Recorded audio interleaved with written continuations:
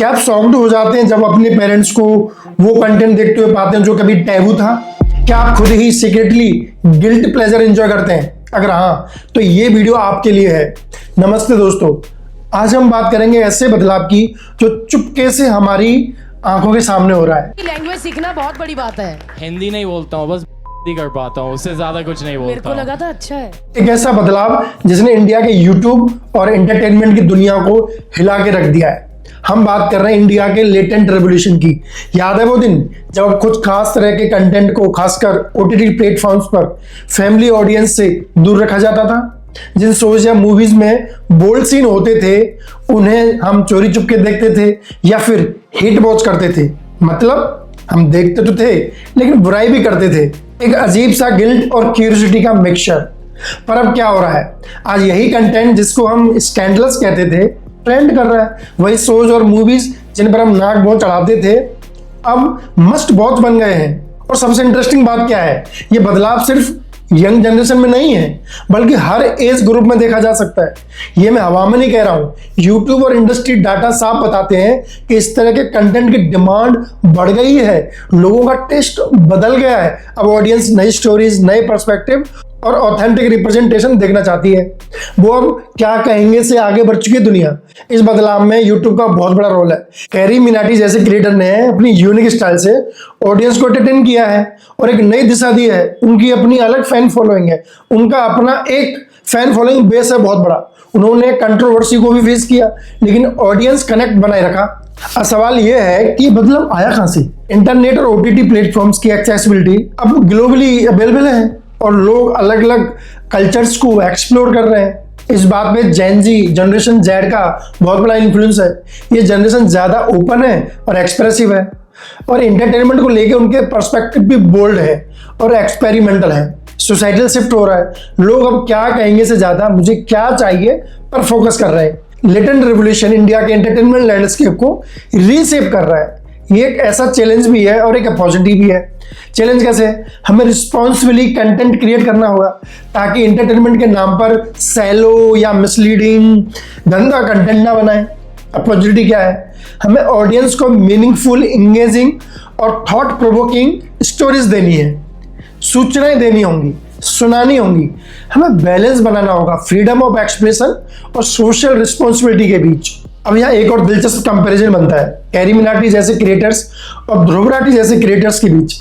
एक और जहाँ कैरी मिनाटी मनोरंजन और रोस्टिंग के जरिए ऑडियंस को इंगेज करते हैं, वहीं दूसरी ओर ध्रुव राठी फैक्चुअल और एनालिटिकल कंटेंट पर फोकस करते हैं। दोनों के लिए कंटेंट क्रिएशन की अलग स्पेस है और दोनों का ऑडियंस बेस अलग तरह की एंगेजमेंट से जुड़ा हुआ है और वो एंगेजमेंट बेस इतना मजबूत है कि दोनों को बहुत बड़ा फैन बेस है। कैरी मिनाटी का कंटेंट अधिकतर ह्यूमर, सार्काज्म और पॉप कल्चर ड्रिवन होता है, जबकि Dhruv Rathee political, socio economic issues को सरल और एक्सेसिबल तरीके से समझाने का प्रयास करते हैं। उनसे बच्चे भी जुड़ते हैं और बड़े भी जुड़ते हैं। वहीं दूसरी तरफ कैरी मिनाटी का जो फैन बेस है वो बच्चों में ज्यादा है। दोनों प्रकार के कंटेंट क्रिएटर्स अपने तरीके से डिजिटल मीडिया को शेप कर रहे हैं और ऑडियंस के इवॉल्विंग टेस्ट को कैटर भी कर रहे हैं। लेकिन आखिर में ये सब ऑडियंस पर निर्भर करता है कि वो क्या देखना चाहते हैं। हर तरह का कंटेंट जब उपलब्ध है और हर व्यक्ति की पसंद के हिसाब से कुछ ना कुछ देखने को मिल सकता है। इसी कड़ी में जैसे लेटेंट शो भाई समय रैना ने पिछले कुछ महीनों में एंटरटेनमेंट को अगले स्तर पे रीडिफाइन कर दिया है। उनका कंटेंट नए अंदाज और प्रयोगात्मक स्टोरी टेलिंग का बेहतरीन उदाहरण है। इसके अलावा समय रैना की कॉमेडी में जबरदस्त उछाल देखा गया है जिसने नए ट्रेंड्स और ऑडियंस प्रेफरेंसेस को रिफ्लेक्ट किया है। उनकी ऑब्जर्वेशनल और रिलेटेबल जो कॉमेडी है वो जेन जी और मिलेनियल्स के बीच काफी लोकप्रिय हो गई है और उनको बड़े बड़े platforms, OTT platforms, Amazon prime पे देखा जा सकता है। उन्होंने पाताल 2 जैसे शो को प्रमोट भी किया। उनके शोज और परफॉर्मेंस ये संकेत देते हैं कि इंडियन स्टैंड अप और डिजिटल एंटरटेनमेंट एक फ्रेश पर्सपेक्टिव बनकर उभर रहा है। समय रैना का कंटेंट इस बात का उदाहरण है कि कैसे स्मार्ट, एजी और वेल क्राफ्टेड कॉमेडी मासेस को अट्रैक्ट कर सकता है और नए क्रिएटर्स के लिए इंस्पिरेशन बन सकता है। अब इसमें आलोचना भी बहुत हो सकती है कि समय रैना बहुत फूहड़ कॉमेडी करते हैं, बहुत वल्गर कॉमेडी करते हैं, बहुत डार्क कॉमेडी करते हैं। कुछ लोगों का कहना है कि फूहड़, सेक्सुअल और सेंसुअल निम्नतम स्तर की कॉमेडी को डार्क ह्यूमर का नाम दे रहे हैं, ऐसे उन पर आरोप लगते हैं।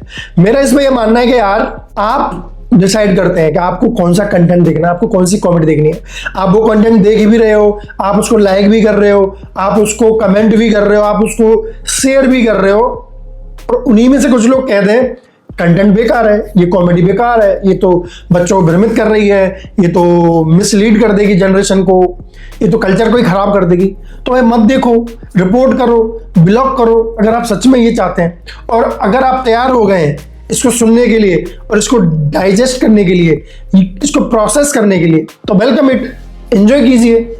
और ज़्यादातर लोग एंजॉय कर रहे हैं, इसलिए तो इतने सारे करोड़ों में व्यूज आ रहे हैं, उनको बहुत सारा पैसा मिल रहा है, उनको बहुत सारे स्पॉन्सर्स मिल रहे हैं। तो इस समय का बदलाव है, कहते हैं ना वक्त वक्त की बात है प्यारे, कोई छोटा है कोई तगड़ा। तो कल को जो बहुत हीन भावना से देखे जाते थे, आज उनका नाम बड़ा हो गया है। Accept it and move on.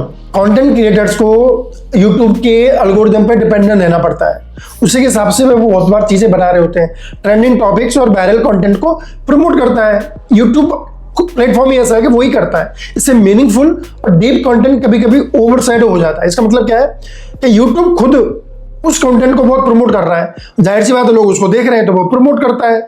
जिस चीज से यूट्यूब को फायदा होगा, उसका रेवेन्यू जनरेट होगा, उसी चीज को वो आगे बढ़ाएगा, तो उस चीज को आगे बढ़ा रहा है। इसके चक्कर में क्या होता है, जो वैल्यूएबल अच्छा कंटेंट होता है वो ओवरसाइड हो जाता है, पीछे रह जाता है।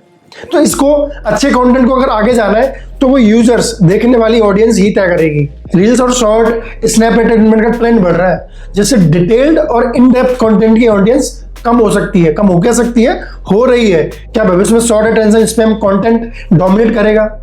Audience expectations and over saturated audience अब फास्ट पेस्ड हो गई है, ऐसी कंटेंट की मांग कर रही है। इससे किस पे प्रेशर बढ़ रहा है? क्रिएटर्स पे।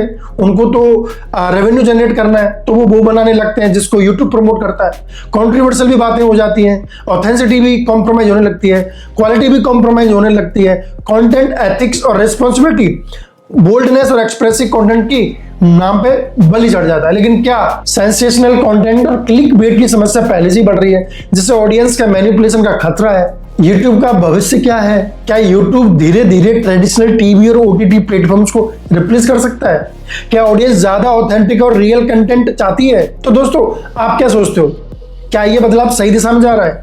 क्या ये इंडिया के एंटरटेनमेंट का फ्यूचर है, या फिर हमें कंटेंट कंज्यूमशन में कुछ बैलेंस लाने की जरूरत है? शुरुआत में जो सवाल मैंने पूछा था, क्या अब आपको उसका जवाब मिल गया है?